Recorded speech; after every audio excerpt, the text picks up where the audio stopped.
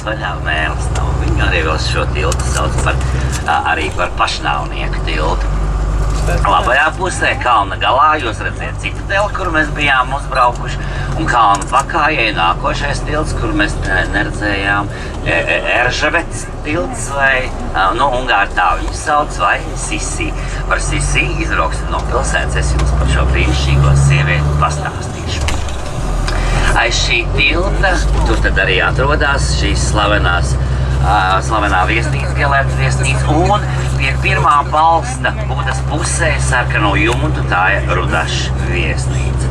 Tagad mazliet griežamies uz kreiso pusi, un jūs paskatāties uz baznīcu atpakaļ mazliet, tā ir Māķiešu katedrāle, un priekšā redziet brīnišķīgi šie baltie tornīši, 7 tornīši, tas ir zvejnieku bastions. Zvejnieku tāpēc, kad arī Donavā bija zvejnieki, kas zvejoja zivis un piedalījās pilsētas aizsardzībā, tāpēc arī šo bastionu nosauc par zvejnieku bastionu.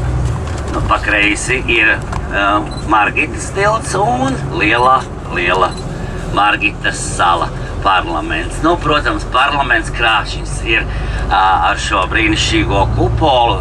Viņš ir skaists naktī, kad ir izgaismots, bet agresijas viņš ir radījis nevienu.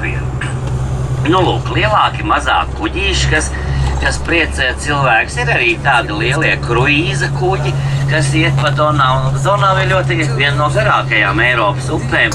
Lūk, un šeit tad viņi piestāja vienu dienu šeit Budapeštā, kāds grafiks ir, Bratislavā vēl piestāšana, Vīnē, tā kā arī tāds ir